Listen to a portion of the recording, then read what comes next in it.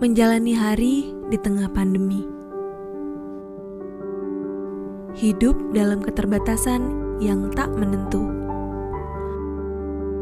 Menahan diri untuk tidak saling bertemu. Keadaan memaksa kita untuk beradaptasi. Mencari cara agar semua bisa terkendali.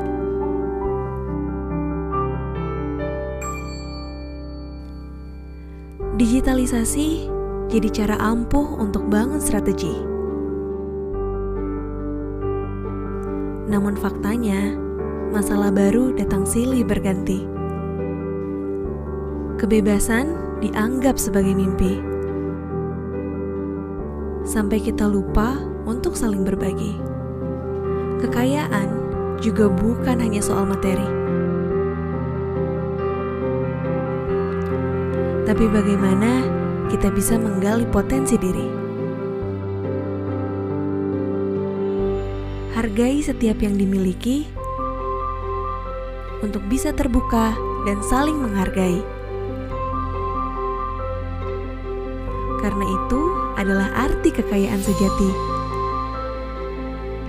Saatnya tenangkan diri dan dengarkan isi hati, mencoba bangkit, dan terus beradaptasi. Agar semua rencana berjalan sesuai kehendak hati.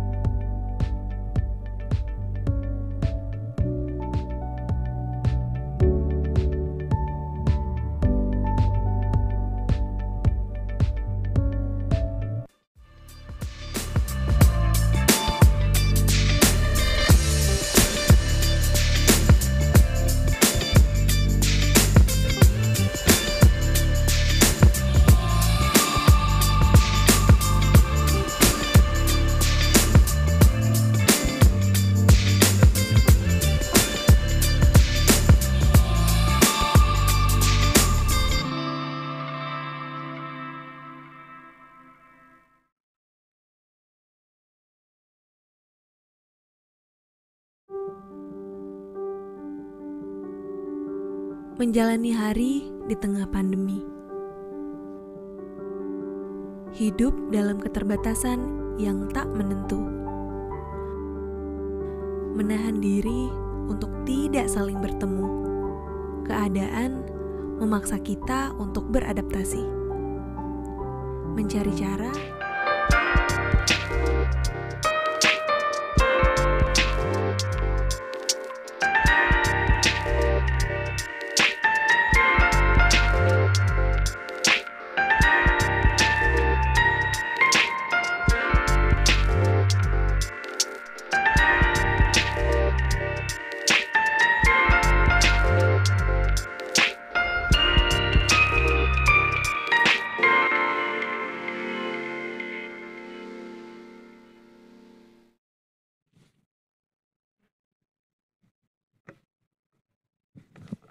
Halo, selamat siang. Apa kabar teman-teman? Wah, senang sekali ini saya bisa kembali menyapa dan juga tentunya mengucapkan selamat datang di hari kedua rangkaian acara Wealth Wisdom 2021 Wellness to Wealth yang merupakan persembahan dari Bank Permata.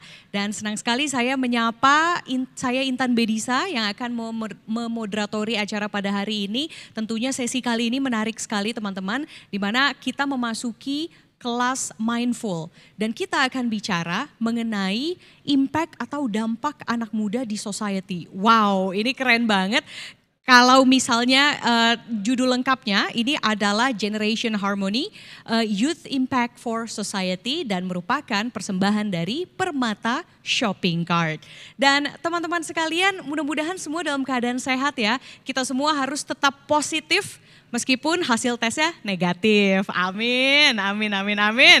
Sip deh. Nah teman-teman sekalian sebelum kita memulai diskusi hari ini ya, yang tadi saya sebutkan kita akan mengulik nih mengenai impact dari anak muda dalam society. Saya ingin memperkenalkan dulu mungkin bagi teman-teman yang baru bergabung. Halo, selamat datang di acara Wealth Wisdom, di mana acara ini merupakan acara tahunan Bank Permata yang kali ini sudah memasuki tahun ke-7 teman-teman. Tuh, tahun ke-7 dan setiap tahunnya secara komit ini terus memberikan inspirasi-inspirasi yang tentunya bisa menjadi pengingat kita semua bahwa dalam keadaan apapun kita harus tetap strive and survive gitu ya, khususnya di era pandemi. Dan bicara soal era pandemi juga ada kebaikan hati nih dari teman-teman Permata Bank yang ingin mengajak Anda untuk berdonasi khususnya bagi teman-teman kita, saudara-saudara kita yang ada di UMKM, kemudian juga teman-teman tenaga kesehatan yang sangat terdampak dan benar-benar harus hands on sekali mengurusi pandemi ini.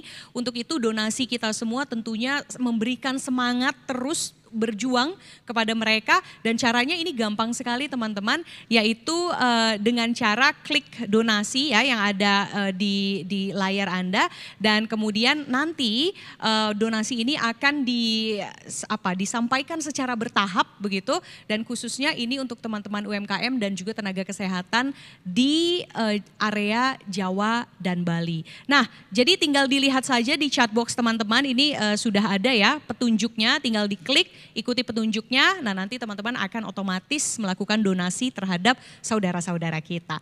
Dan selain itu juga teman-teman sekalian, Permata Bank juga ingin memberikan apresiasi kepada teman-teman yang sudah berpartisipasi pada Zoom dan juga YouTube live streaming kita pada siang hari ini berupa e-certificate. Caranya gimana? Gampang. Di layar Anda nih akan ada QR code, nah sudah ada ya, tinggal di-scan saja dengan gadget Anda, kemudian diisi data diri, and then you're good to go. Akan pastinya ada e-certificate ya, secara otomatis muncul antara di email atau di gadget Anda nanti sesuai dengan data yang Anda kirimkan, yang Anda isi melalui QR code ini, dan merupakan tanda partisipasi Anda pada siang hari ini. Nah teman-teman, kita tadi sudah sedikit memberikan bocoran ya, apa sih yang mau kita angkat dalam diskusi kita hari ini selama 40 menit, mudah-mudahan terangkum dengan concise. Tapi sedikit background adalah bahwa kita tahu di Indonesia sebenarnya itu didominasi oleh anak-anak muda. Ya, khususnya kalau untuk Gen Z ya yang usianya dari ya sekitar 18 hingga 23 tahun lah ya. Itu 8 tahun sampai 23 tahun kurang lebih. Itu sekitar hampir 30% itu menjadi populasi warga negara Indonesia. Terus kemudian sekitar hampir 30% lagi ada generasi milenial yang usianya hingga 39 tahun. Artinya anak-anak muda ini, Gen Z dan juga milenial jika digabung itu mendominasi melebihi 50% dari total penduduk masyarakat Indonesia. Nah, berarti dengan bonus demografi Indonesia yang ternyata didominasi oleh anak muda, seharusnya development atau perkembangan dari negara Indonesia itu kreatif dan juga keren banget, dinamis banget karena isinya ternyata anak-anak muda. Nah, jadi kira-kira anak-anak muda yang mendominasi ini bisa apa ya dan harus diapain nih agar keterampilannya, kemudian juga secara edukasi mereka benar-benar mendapatkan porsinya, mendapatkan jalurnya untuk bisa sama-sama impactful terhadap society. Nah, gimana kita mendiskusikan ini? Sudah ada dua narasumber kita. Tentunya anak muda yang menginspirasi, yang sudah membuktikan bahwa usia muda itu justru menjadi amunisi mereka untuk menjadi impactful. Nah, siapa saja mereka? Adalah Amanda Kalangit, merupakan Program Manager Yayasan Cinta Anak Bangsa atau YCAP. Dan juga yang kedua adalah Dr. Gamal Albin Said, ini merupakan CEO Indonesia Medica dan Social Innovator.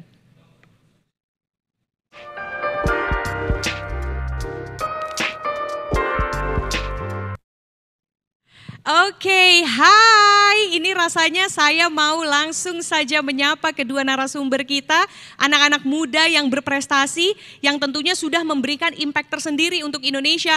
Hai, selamat siang and welcome on board Mbak Amanda, kemudian juga Dr. Gamal. Apa kabar Mbak Amanda, apa kabar Mbak? Baik, baik. Baik, semangat terus ya. Semangat. Ini hari Sabtu, harinya anak-anak muda katanya ya Mbak ya. Jadi udah pas banget sebenarnya. Untuk sebelum entar malam minggu ya, keluar dengan prokes tentunya. Tapi dengerin dulu apa yang kira-kira kita semua bisa explore hari ini. Sehingga mudah-mudahan kita justru bisa berimpact gitu ya untuk society. Dr. Gamal, apa kabar Dok? Terus semangat ya. Semangat. Ini lagi nggak praktek atau gimana nih Dok? Jangan-jangan ini pasien nggak ada yang ditinggal dong buat acara ini dong? Enggak, kebetulan lagi nemenin Menparekraf ya, kunjungan di Banyuwangi. Oke. Iya, ini pasti sudah mengalokasikan jadwal khusus untuk memberikan sharing session ini ya. By the way, admin kayaknya suara dari teman-teman narsum nih saya masih kurang menangkap dengan jelas. Mudah-mudahan bisa ditingkatkan dulu suaranya, volumenya. Nah, tapi langsung saja Dr. Gamal dan juga Mbak Amanda. Saya tuh sudah tidak sabar untuk memulai diskusi hari ini. Mungkin saya ke Mbak Amanda dulu ya. Bicara mengenai YCAP atau Yayasan Cinta Anak Bangsa. Kan ini sudah dari tahun 99 ya, mendedikasikan lembaganya gitu untuk anak-anak muda Indonesia. Nah, sebenarnya kalau Mbak Amanda melihat ya peta sejauh ini yang sudah dilakukan, apa sih masalah utama dari kepemudaan di Indonesia Mbak? Oke, thank you. Cukup wow ya pertanyaannya ya. Di awal langsung diawali. Langsung ditanya. Oke. Kalau bicara permasalahan kalangan muda sendiri di Indonesia ya, itu sebenarnya kan sangat luas ya. Dan karena isu ini kan menyentuh banyak aspek sosial yang ada ya di dalam kehidupan kita gitu. Namun yang utama khususnya untuk YCAP sendiri adalah pertama itu masalah kemiskinan. Kenapa kemiskinan? Karena di Indonesia sendiri tuh memang sedikit turun ya datanya ya di BPS itu kita turun tapi cuma sedikit. Dan itu masih ada sebanyak sekitar 27 juta penduduk Indonesia yang statusnya masih prasejahtera gitu ya. Oke. Nah, dan juga saya mau kasih data sedikit dari UNICEF. Boleh, silakan Mbak. Dari UNICEF juga bilang bahwa tantangan yang dihadapi anak muda di Indonesia ini apa aja sih dari sendiri. Ini tuh melebar kemana-mana udah, ya kan. Nah, itu apa aja? Pertama, itu mulai dari kondisi kesehatan.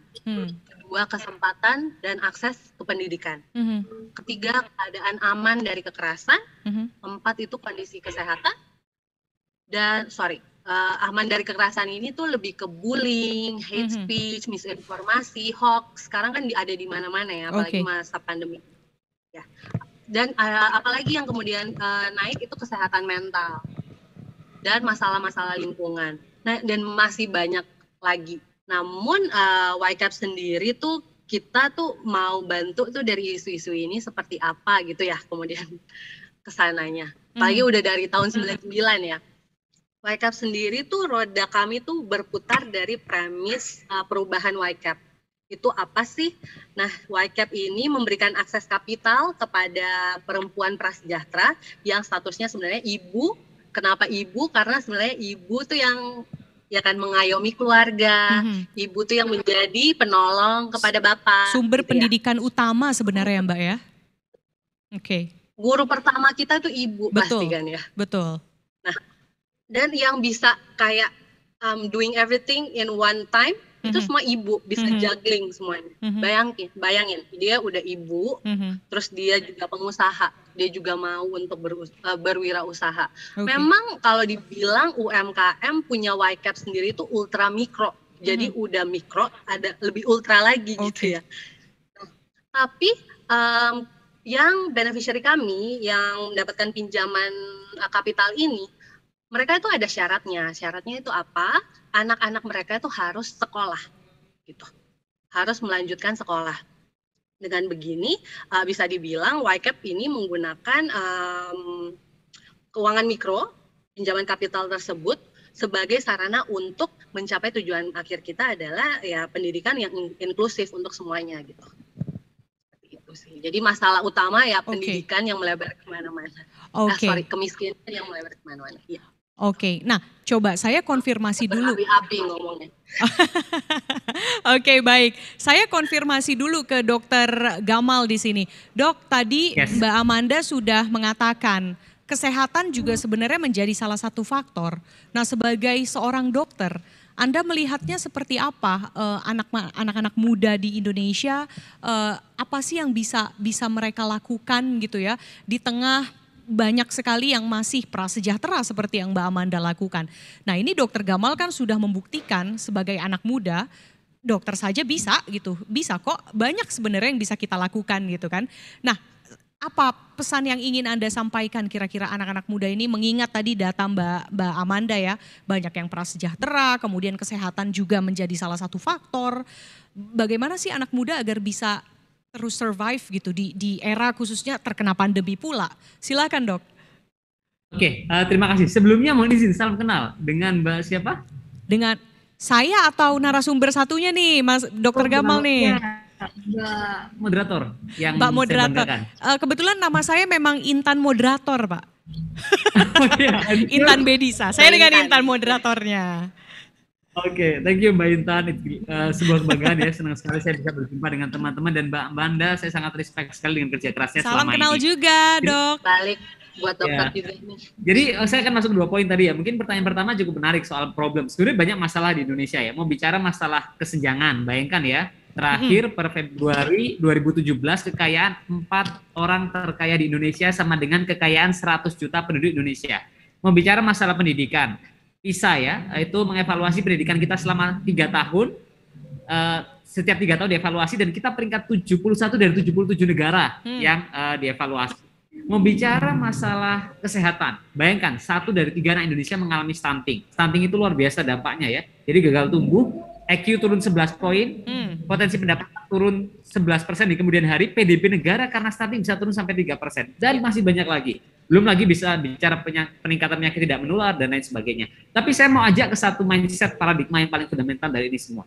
Jadi begini kawan-kawanku semua ya, anak-anak muda khususnya. Jadi anak muda dari bangsa lain itu boleh sekedar memberikan kritik, tapi tidak dengan kita, karena kita bagian dari Indonesia. Jadi bukan tugas kita sekedar memberikan kritik, tapi tugas seluruh kita sejatinya adalah menghadirkan sebuah solusi. Jadi masalah itu banyak sekali di luar sana. Nah, teman-teman, saran saya bisa gunakan divine calling atau kaizen ya. Intinya gimana kamu connecting yourself to identify which one of the problem that you want to fight. Jadi masalah mana yang mau teman-teman selesaikan ya.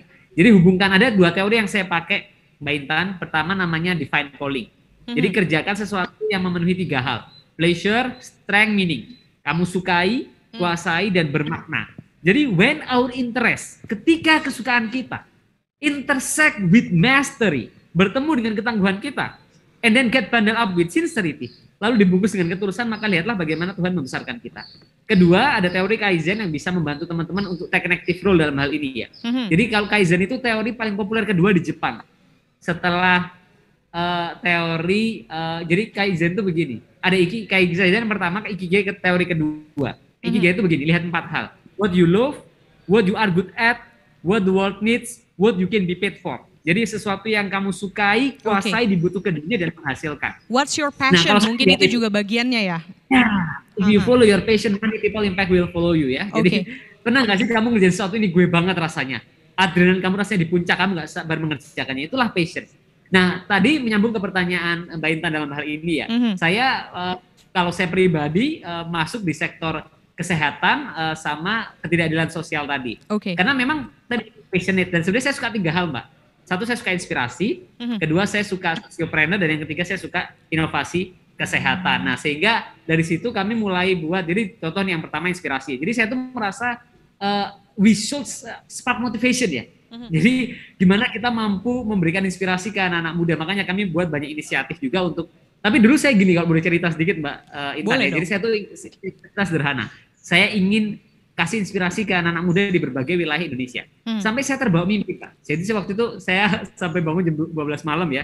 Saya mimpi bicara di panggung besar di kampus saya. Terus saya datang ke ruangan dosen saya, namanya Dr. Arif. Saya bilang, Dok, saya pingin jadi inspirator kayak dokter. Dan apa yang terjadi 5 tahun kemudian? Saya boleh share screen-nya ya, supaya teman-teman bisa visualisasikan. Wow. Yes, ini yang... Said, Indonesia. Finalist show народный артист и голос Александр Konalyota. As a medical doctor, I said it should not happen, and I must do something. But still in how our work is not finished, we still have a big job to do.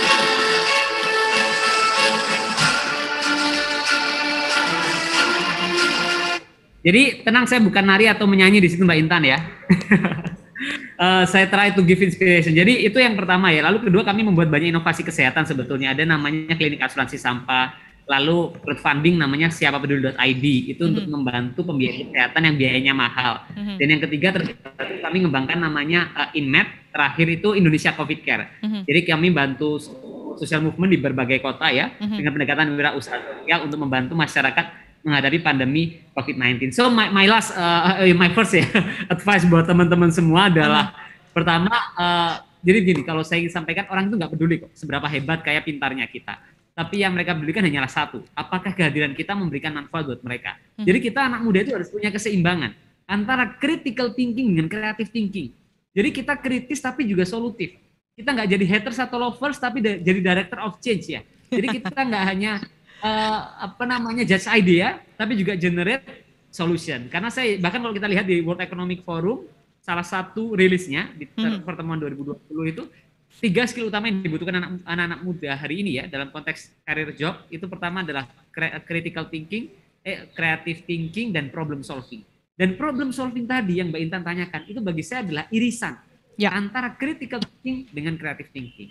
Itu Mbak, semoga bisa menjawab pertanyaannya. Wow, ini keren banget. Sebenarnya saya mau tanya lebih dalam lagi, apa yang Dokter Gamal ini lakukan melalui yang asuransi klinik dengan menggunakan sampah ya. Jadi pasien ini datang bukannya membayar, tapi justru bisa membawa sampah untuk kemudian mendapatkan pengobatan. Tapi kita akan bahas itu setelah pertanyaan dari Mbak Amanda. Kalau tadi adalah salah satu hal yang Dokter Gamal ini sudah lakukan kepada society. Nah kalau dari YCAP, itu yang sudah dilakukan untuk menjawab permasalahan anak muda yang Mbak Amanda tadi sampaikan, apa saja sejauh ini Mbak Amanda? Oke, jadi selain tadi yang sudah sempat saya share sedikit tentang microfinance YCAP, ada jadi beberapa program YCAP juga kita dilakukan dengan kolaborasi mengenai private sector. Nah, yang ada di fokus kami memang di dua pilar. Pertama itu pendidikan dan dua pemberdayaan ekonomi gitu. Jadi program-program ini menyasar kepada anak muda dan juga kepada perempuan prasejahtera gitu ya, jadi keluarga. Dan nah sekarang tuh banyak sekali di programnya ya saat ini. Namun mungkin 1 tahun terakhir itu ada program kami Anak Bangsa Siap Berkarya. Ini kita memberikan pelatihan siap kerja dan juga inkubasi bisnis. Itu kita menjangkau 4.000 lebih siswa SMK di 4 kota. Itu kotanya itu ada Jakarta, Bandung, Semarang, dan Surabaya. Nah, kemudian ada juga kita kerjasama juga dengan kami berpartner dengan Mastercard Girls for Tech. Itu kita targetnya 3 tahun ke depan tuh 60.000 perempuan. Jadi perempuan di usia kelas 4 SD sampai kelas 10 SMA. Itu kita ajarkan STEM. Dan itu juga kami mengajarkannya lewat teknologi gitu ya. Jadi kita bikin satu aplikasi, kemudian mereka bisa lewat aplikasi gamification, mereka bisa belajar sambil bermain game gitu. Nah, dan juga YCAP ada apa lagi ya kalau untuk yang anak remaja? Oh ya, kita juga bekerja sama dengan USAID. Kita punya Ready to Work Accelerator Program. Jadi program ini tuh menyasar di 8 kota. Memang cukup terfokus ya di Jawa Tengah.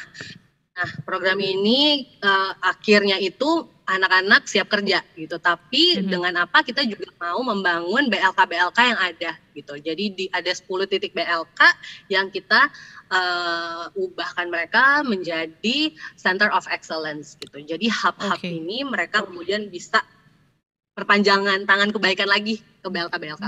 Biasanya skillnya apa saja Mbak yang ditingkatkan melalui forum tersebut? Nah, skillnya itu kalau yang saat ini sedang berjalan ya, kalau dalam pendidikan itu digital literasi, coding dan programming, kemudian ada juga STEM, dan kalau untuk yang pemberdayaan ekonomi itu di bagian finansial literasi, kemudian digital marketing untuk yang sekarang ya, dan sampai juga dengan branding, copywriting, sampai tentang platform sendiri seperti itu. Oke, wah mungkin nanti akan menarik apabila dikembangkan seperti data yang tadi sempat disampaikan Dr. Gamal ya, terkait dengan apa skill yang dibutuhkan oleh anak muda sesuai dengan data World Economic Forum. Salah satunya adalah problem solving tadi. Mungkin akan seru apabila pengembangan skill ke depan juga ke arah sana ya Mbak Amanda. Atau sudah ada plan mungkin untuk hal itu? Sudah ada. Bahkan kita udah ada program untuk yang ini. Saya setuju sekali dengan Dr. Gamal tadi ya. Soft skill itu apalagi saat ini ya di 21st century skill itu sangat penting gitu untuk anak muda punya. Kenapa? Karena kita lihat kebutuhan juga yang udah diperkirakan bahkan oleh pemerintah ya, sempat disampaikan oleh Pak Presiden juga bahwa di tahun 2030 akan ada 9 juta talenta digital yang dibutuhkan Indonesia. Untuk ke sana kita tuh harus bergandengan tangan dong, ya kan? Kita nggak bisa bilang, oh kerjaan pemerintah, ayo pemerintah yang lakukan, nggak bisa. Seperti Dr. Gamal bilang juga, ya kita jangan semuanya mau kritis-kritis tapi nggak kasih solusi. Betul, gitu kan? betul. Nah, bicara solusi, saya mau ke Dr. Gamal lagi.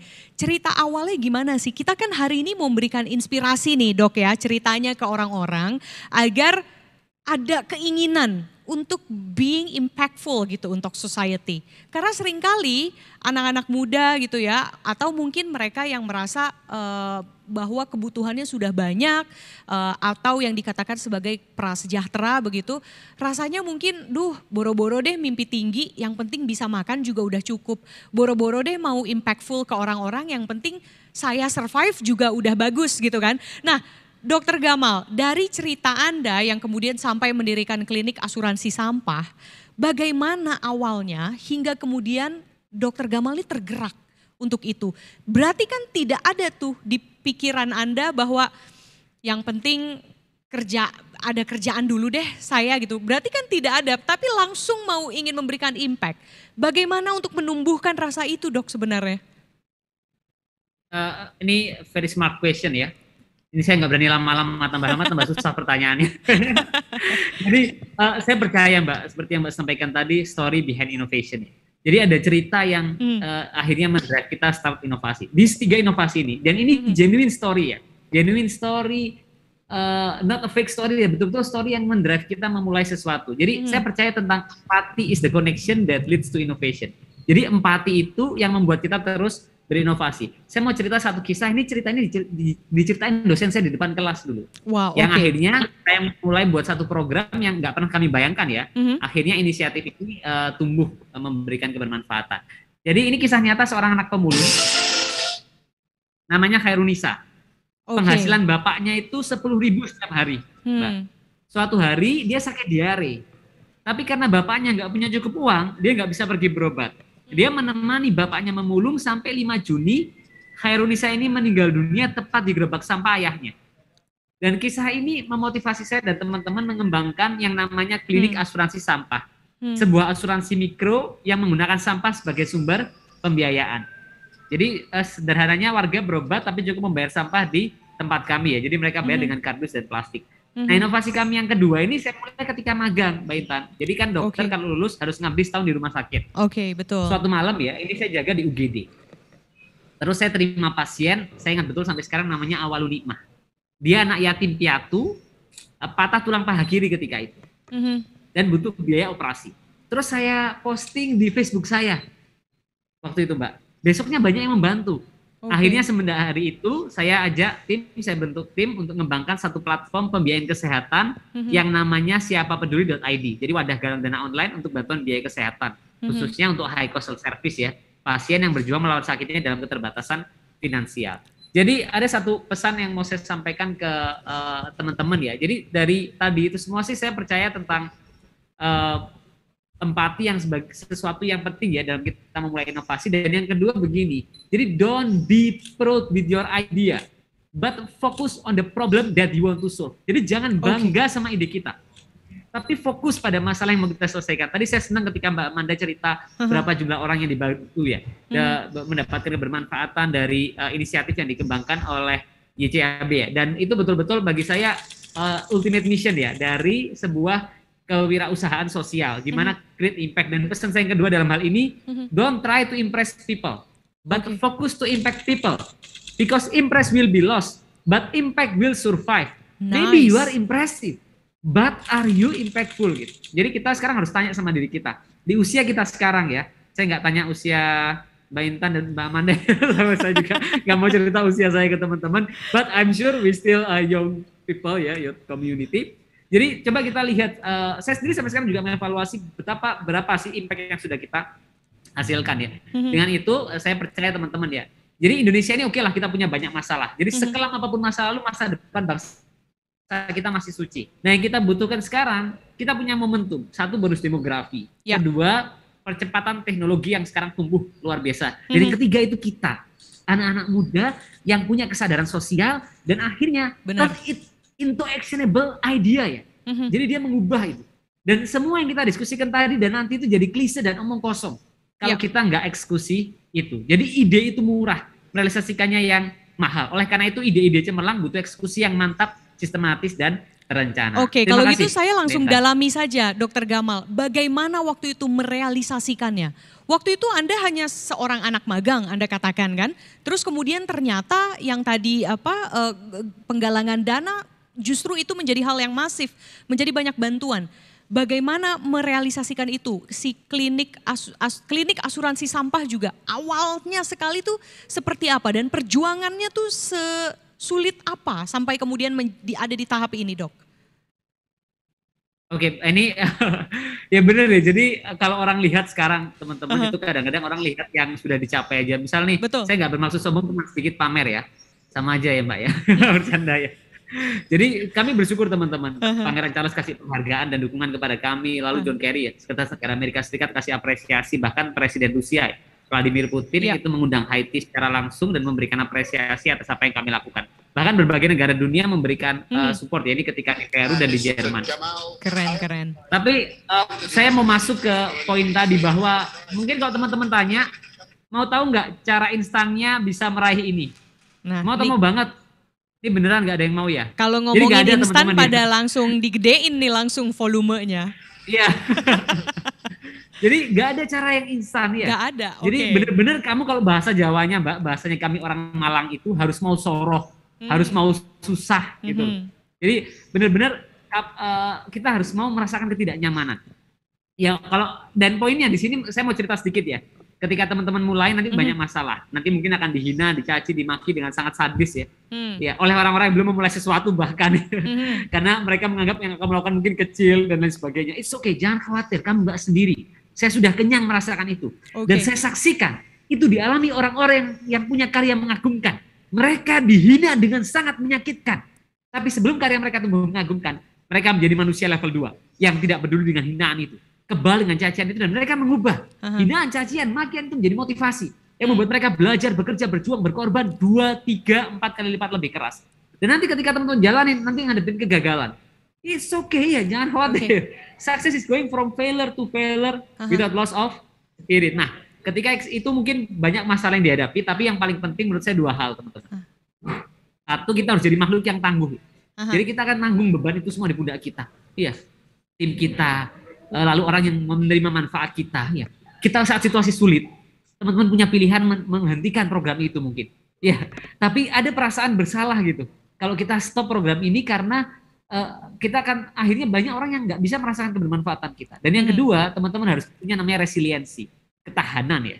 Jadi ketahanan fisik, mental, sosial, spiritual, finansial, sehingga itu bisa betul-betul teman-teman andalkan begitu untuk menjadi karya ya, yang betul-betul bisa create impact in society. Jadi saya percaya begini, problem is primary engine of innovation, but problem is not enough, because innovation is pivotal moment when talented, ambitious, and motivated people seek the opportunity to act on their idea. Terima kasih, Mbak Intan. Keren. Nah ini berarti sebenarnya saya langsung jadi fansnya nih. Iya kan, ya bener ya Mbak Amanda ya. Ini sebenarnya yang saya tangkap sejauh ini ya, berarti terkadang ya untuk mendorong orang untuk bergerak adalah ada inspirasinya dulu. Kalau Dokter Gamal tadi inspirasinya dari Khairun Nisa ya, yang anak pemulung tadi. Makanya nih sebenarnya acara Bank Permata hari ini itu terdorong untuk memberikan inspirasi itu. Mudah-mudahan apa yang disampaikan Dokter Gamal, Mbak Amanda ini bisa menggerakkan anak-anak muda buat lebih semangat lagi sebenarnya kan. Nah tapi bicara soal semangat dan passion, ini yang dari tadi kita omongin. Mbak Amanda dalam program-program yang sudah dilaksanakan oleh YCAP gitu ya sejauh ini, terlihat tidak sih seberapa passionate sebenarnya anak-anak itu? Ini kan sebenarnya anak-anak prasejahtera yang tadi Mbak Amanda katakan gitu. Mereka terbatas oleh kemampuan, terbatas oleh keadaan. Tapi tanpa itu semua Mbak Amanda bisa melihat passion mereka tuh sebenarnya sebesar apa sih? Wah, kalau nggak ada passionnya programnya udah berhenti gitu ya. Nah, nggak bakal jalan gitu. Bener tuh. Malahan dengan adanya pandemi, kita tuh jadi lebih banyak program gitu. Biasanya kan kita melihat tuh pandemi, aduh bisa nggak ya yang darinya kita tatap muka, trainingnya kita lihat-lihatan nih, berinteraksi. Tapi ini, aduh gimana, kita kaget kan di awal. Oh gimana nih kita harus ngejalanin programnya. Tapi nggak bisa, seperti Dokter Gamal bilang tadi, ya harus innovate. If you want to move forward, you have to innovate gitu. Ya kan? Nah YCAP kemudian kita buatkanlah, kita kemas dalam thanks to technology, kita kemas dalam bentuk digital, virtual, macam-macam. Dan kalau ngomongin prasejahtera kan, kita pasti udah mikirnya, aduh bisa akses nggak ya? Aduh internet kuotanya mereka punya nggak ya? Aduh signalnya gimana nih nanti? Laptopnya ada nggak ya? Laptop iya, medianya gimana? Medianya gimana, benar? Betul. Itu udah kepikiran, aduh mitigasi resikonya udah macam-macam deh di otak ya, sama tim tuh udah pusing sendiri. Tapi kita coba jalanin, bener, gagal nggak? Ya gagal pasti, gimana kita bisa terus kita terus being better every time, every time. Dan siapa sih yang kita tanya buat kita bisa lebih berkembang? Ya mereka ini, ya anak-anak muda ini, dan ya beneficiary kita. Gitu. Dan ternyata potensi mereka banyaknya di mana sih Mbak Amanda? Mereka ya, jadi gini ya. Ini Mbak Amanda udah gemes banget nih, kayaknya dia udah semangat banget nih mau ngasih tahu nih. Keluarkan Mbak, terus. Saya juga penasaran nih, terus. Oke, ibu-ibu nih ya, kita ngomong ibu-ibu yang tadinya ya jualan nggak ngerti pemasaran digital. Mau bela-belain ikut mentoring. Wow. Karena mau nggak mau Mbak, they have to pivot their business dong dengan pandemi. Mereka tuh ya harus gitu, satu. Tapi kenapa terus kayak karena ada kebutuhan aja, enggak. Karena ya mereka juga mau belajar, ya kan. Jadi kayak pandemi sendiri itu enggak semuanya negatif sebenarnya ya. Kita melihat dari sisi di mana dunia tuh kayak di fast forward sekarang. Untuk kita mau adapt dengan teknologi. Dan kita bisa lihat sekarang YCAP lewat teknologi itu kita bisa menjangkau, kalau aku bilang tanpa batas juga agak sedikit lebay ya. Tapi ya kita bisa yang pasti jangkau borderless memang. Banyak, iya. Dan without like space and time itu udah kayak nggak ada batasan itu gitu. Nah ini bicara. Dan mereka bisa chat ke kita gitu Mbak, kayak mereka bisa langsung ngomong ke kita, kasih feedback. Itu senang banget sih. Dan kalau ngomongin mereka terinspirasi nggak? Wow.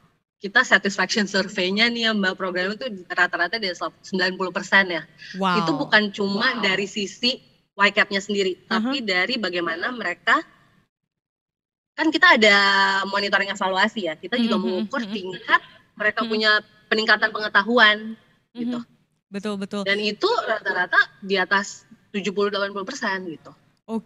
Mbak Amanda, dengan potensi-potensi mereka gitu ya, Mbak Amanda melihat seberapa jauh sebenarnya anak-anak muda Indonesia itu bisa melangkah? Pertanyaan ini juga untuk Dr. Gamal sebenarnya, tapi Mbak Amanda dulu silahkan dijawab. Mbak, seberapa jauh bisa melangkah ya? Aku kayak Mbak Amanda udah, Mbak. Gemes ini ya, terus saking optimis ini. Iya gitu, kayak ini udah ada kebutuhan tadi ya. Sebenarnya. Kita ngomongin yang, karena kalau langkah-langkah panjang kan banyak ya, sangat besar gitu, isu-isu yang ada kan seperti yang tadi. Kita spesifikin ke kebutuhan talenta digital. Kalau mau tanya, kita bisa ke sana apa enggak? Bisa banget. Tapi balik lagi, mau apa enggak kita. Dan YCAP sendiri di sini tuh hadir untuk, yuk kita mau sama-sama. Jadi kamu nggak sendiri nih. Kita bareng-bareng jalan nih. Yuk, gitu lewat program kita gitu sih. Jadi mungkin Dr. Gamal akan lebih mengemasnya dengan ini ya, karena beliau kan inspirator ya. Saya juga sangat salah satu fans juga nih Dr. Gamal. Dr. Gamal, ini kedua fans Anda di layar dan juga ribuan penonton lainnya sudah menantikan nih. Jadi anak muda Indonesia bisa melangkah sejauh apa kalau Dr. Gamal melihat potensi-potensi yang ada saat ini? Ya, mungkin ada dua aspek ya. Pertama, menurut saya teman-teman pertama harus bisa memahami practical approach how to start innovation or social innovation to solve problem. Jadi banyak masalah teman-teman ya. Mungkin kalau di survei 23% itu karena keterbatasan sumber finansial dan lain sebagainya. Tapi sekarang banyak. Contoh kalau teman-teman bilang saya nggak ada modal buat mulai solusi ini, ya of course dana pribadi bisa. Lalu bisa kompetisi bisnis banyak sekarang, crowdfunding bisa, crowdlending, inkubator, angel investor, venture kapitalis dan lain sebagainya. Itu sangat aksesibel. Bahkan beberapa inovasi, kalau saya cerita ke kawan-kawan semua ya, misalkan yang berpikir bahwa modal itu harus jadi masalah, saya sering sekali hanya upload di sosial media kami. Dalam hitungan 1-2 hari, kami dapat resource yang cukup untuk 6 bulan sampai setahun ke depan. Jadi Indonesia itu, ini yang banyak orang nggak ketahui ya, dan jarang diekspos. Kita itu dinobatkan sebagai the most generous country in the world. Jadi saya nggak pernah menemukan sebelumnya Indonesia itu di peringkat 1 dalam berbagai indikator-indikator dunia. Nah yang menarik, saya akhirnya kemarin itu dan 2 kali ya. Jadi ini bukan kali pertama kita dinobatkan sebagai generous country. Tetapi tahun 2018 kita dinobatkan, lalu berikutnya di tahun 2021 kemarin kita dinobatkan sebagai negara yang paling bermurah hati. Bayangkan, jadi the most generous country in the world. Saya mohon izin tampilkan supaya teman-teman percaya ini sama angka ini ya. Jadi the most generous country. Bayangkan, kita peringkat 1 kawan-kawan. Ini bagi saya kebanggaan luar biasa. Give me few seconds, saya mohon izin share screen ya.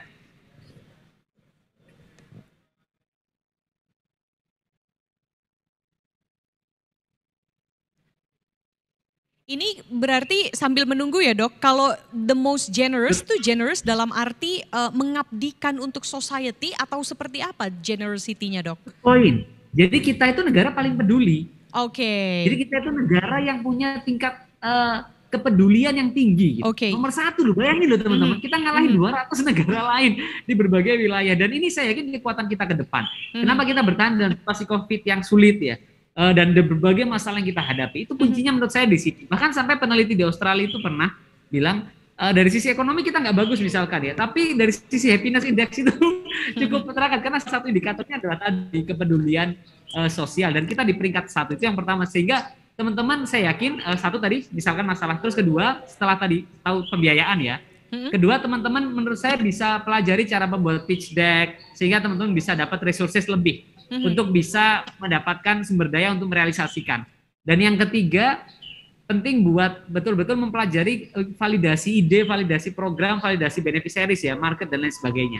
Karena ide itu hipotesa, bisa benar, bisa salah. Nah, tugas kita itu adalah memvalidasi ide supaya betul-betul tepat. Bisa pelajari lean startup, human center design atau design thinking dan lain sebagainya. Sehingga ide kita itu market fit ya, artinya memberikan solusi bagi penggunanya, menjadi solusi bagi penerima manfaatnya gitu. Dan yang terakhir menurut saya penting buat teman-teman adalah people management. Jadi itu krusial banget ya. Jadi kita itu terbatas sebagai manusia. Kita butuh tim. Innovation is not single breakthrough. You can invent alone, but you can innovate alone. Jadi yang keempat adalah menurut saya penting sekali. Jadi itu menurut saya harus teman-teman siapkan. Nah, menyambung ke pertanyaan optimisme soal masa depan ya. Saya punya keyakinan besar. Kenapa? 1, bonus demografi. Sampai 2030 itu kita akan mencapai puncak bonus demografi dengan dependensi rasio 46,9. Jadi semenjak merdeka sampai sekarang ini puncak terbaik kita. Peradaban itu membuktikan kawan-kawan. Negara-negara yang melalui bonus demografi itu punya lompatan besar dalam sejarah. Jepang, Hong Kong, Korea, Singapura. Itu PDB mereka meningkat luar biasa. Bahkan Jepang dari 1950 akhirnya 1970 dia menjadi negara dengan kekuatan ekonomi terbesar nomor 3 ya. Jadi negara dengan kekuatan terbesar nomor 3 di dunia. Jadi saya yakin bonus demografi kekuatan kita. Dan yang kedua tadi teknologi informasi itu leapfrog strategi. Kita bisa melompat cepat dengan itu. Dan yang ketiga adalah tadi social awareness kita di atas personal interest ya kita. Atau tadi kalau kita lihat data menunjukkan orang Indonesia punya kepedulian yang tinggi. Sehingga 3 hal itu menurut saya bisa memberikan sebuah pesan optimisme ya, bahwa kita ya, walaupun tadi kalau saya katakan sekelam apapun masa lalu, masa depan itu masih suci. Nah, tinggal sekarang let's ya, gimana kita betul-betul eksekusi ini secara masif ya. Jadi massive action itu keywordnya, gimana teman-teman mampu menerapkan ya, atau turn your passion into idea and impact ya. Jadi turn your idea into impact, dan betul-betul teman-teman fokus ke sana. Jadi gini, last Mbak dalam hal ini, you have idea, kamu punya ide, but everyone has an idea. Setiap orang juga punya ide. So it's really about executing the idea and attracting other people to help you work on your idea. Ya, oleh karena itu stay focus, don't talk what you are gonna do. Gak usah sibuk bilang apa aja yang mau kamu lakukan. Don't criticize somebody else what they are not doing. Go for it now. Jadi fokus di eksekusi. Jadi work hard in silence and let your impact be your noise. Bekerjalah dalam sunyi dan biarkan dampak menjadi bisingmu. Terima kasih. Keren. Jadikan dampak sebagai apa tadi? Sebagai noise justru ya, itu harus terus diteriakan. Dampak keywordnya. Oke, ini saya mau ke Mbak Amanda. Kalau tadi Dr. Gamal sudah go international dengan undangan dari berbagai macam pejabat penting negara luar negeri, negara sahabat. Nah kalau dari YCAP sendiri, ini saya juga melihat ada sudah melebarkan sayap hingga ke luar negeri juga ya. Ada diantaranya ke Pakistan, Uganda, Mongolia begitu ya. Nah ada lagi tidak Mbak Amanda, cakupan yang masih ingin diraih dari YCAP Foundation ini Mbak Amanda? Oke, ya YCAP sendiri di tahun 2021 ya, kita di Januari ini menduduki peringkat ke-29 dalam daftar Top Social Good Organization oleh NGO Advisor di Geneva. Nah, ini merupakan suatu kebanggaan untuk YCAP, tapi karena orang program kan jadi kayak deg-degan. Meaning quality juga harus dong meningkat ya. Betul, kan? Betul. Oh iya kan. Kalau ngomongin impact kan not only the quantity ya, quality juga harus ada gitu. Nah, kalau untuk YCAP sendiri, jadi YCAP itu masih secara konsisten dengan visi kita. Jadi kita punya visi a thriving world where youth and mothers are empowered through love, hope, and opportunity to be liberated from generational poverty in sustainable ways. Gitu. Itu visi YCAP ya. Memang kalau kita ini kan, masih jauh banget gitu ya. Kalau kita terjemahkan gitu. Cuman kan ini visi ya. Tapi kita punya misi-misi nih, misi-misi kecilnya untuk menuju pelan-pelan ke situ. Nah, misi-misinya itu kita sebenarnya YCAP itu ada 4. Nah, YCAP itu sendiri pertama untuk jadi misi sampai 10 tahun ke depan itu ada 4. Pertama itu adalah mengintegrasikan pelayanan keuangan yang inklusif. Seperti yang sudah tadi lewat microfinance, kita mau memberdayakan ibu dan perempuan prasejahtera gitu. Dengan ibunya berdaya, keluarganya pasti berdaya dan anaknya juga pasti berdaya. Kedua, enabling education. Ini lewat students learns. Jadi memberikan kesempatan belajar untuk anak, untuk sekolah gitu. Nah, kemudian self-reliant youth. Jadi student learns, kemudian youth earns gitu.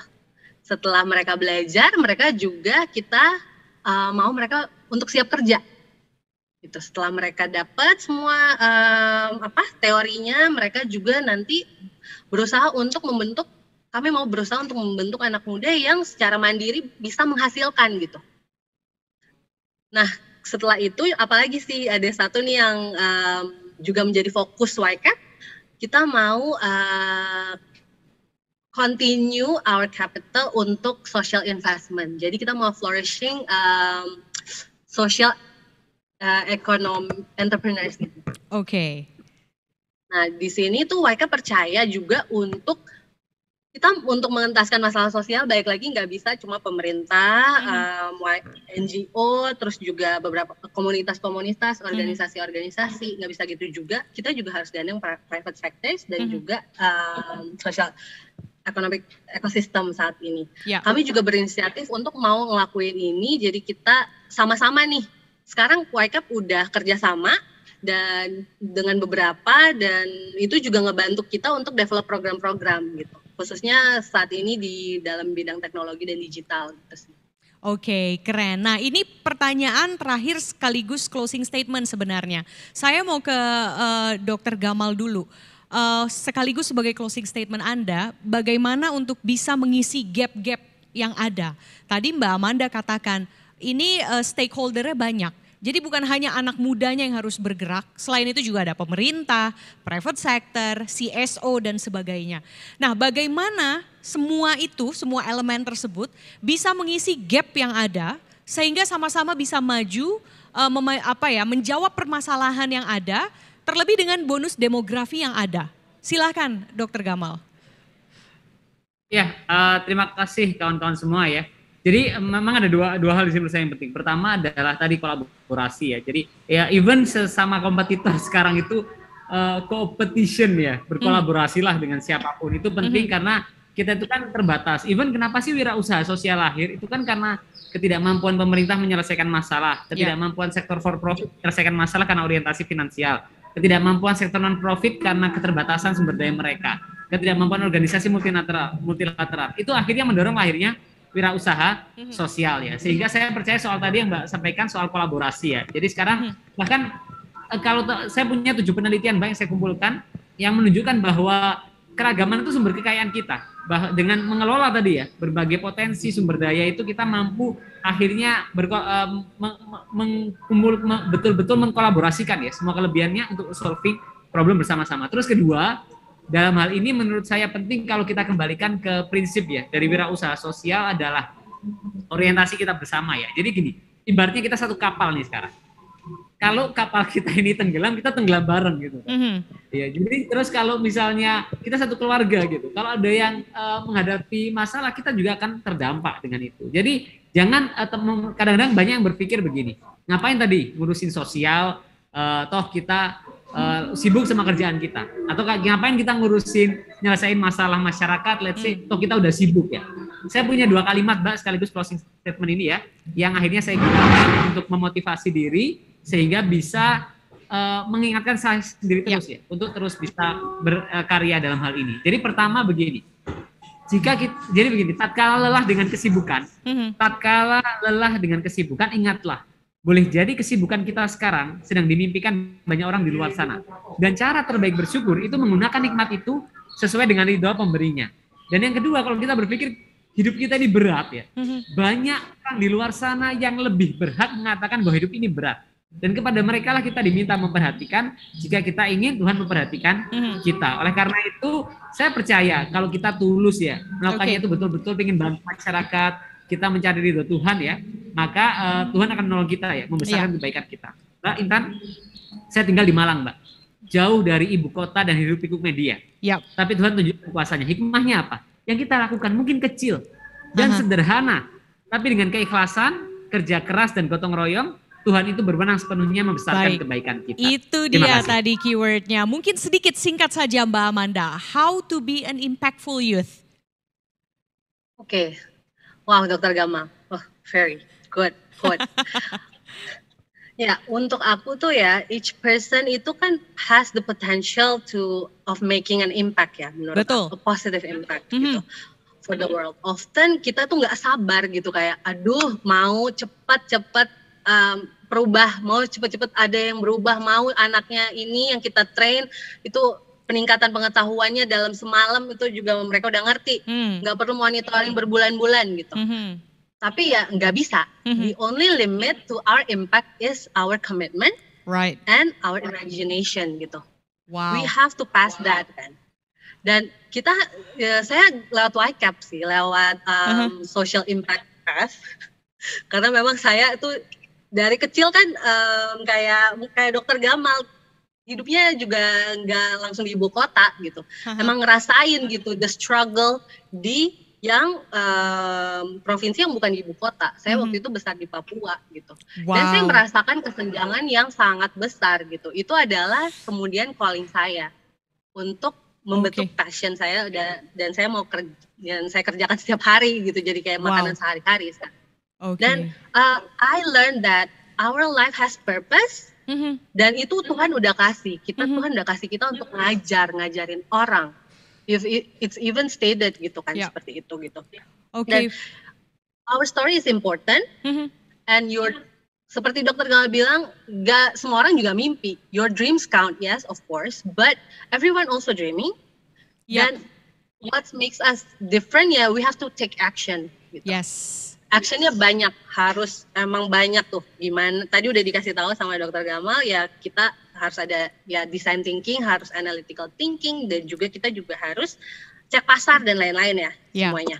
Dan ya akhir kata ya make your voice matters gitu. Seperti tadi, that impact be your noise. Wow, keren banget. Terima kasih untuk kedua pembicara kita, dan juga tentunya terima kasih untuk Permata Bank yang terus memberikan forum seperti ini. Rasanya memang ini penting sekali agar semua orang tuh memiliki inspirasi sendiri, khususnya anak-anak muda, biar semua mau bergerak, semua ingin mencapai sesuatu dan akhirnya being impactful for society. So terima kasih Dr. Gamal Albin Said dan juga Mbak Amanda Kalangit. Terima kasih sudah hadir dan tentunya sudah ngobrol-ngobrol bersama saya ini di Generation Harmony Youth Impact for Society yang merupakan persembahan dari Permata Shopping Cart. Dan teman-teman para peserta sekalian, sebelum menutup jangan lupa untuk mendapatkan e-certificate di kelas ini. Caranya mudah, bisa langsung saja untuk scan QR code yang sudah ada di layar kaca masing-masing dan kemudian isi data diri. Nanti e-certificate akan hadir di gadget Anda melalui email ataupun data yang Anda isi dalam QR code tersebut. Dan setelah ini masih ada sesi ketiga teman-teman, yakni webinar yang berjudul Life with Hassle Free. Ini dengan narasumber yang tentunya tidak kalah inspiratif, tidak kalah menarik. Terima kasih dan semoga hari Anda terus menyenangkan. So stay tune ya di acara hari ini. Saya Intan Bedisa, sampai jumpa. Bye.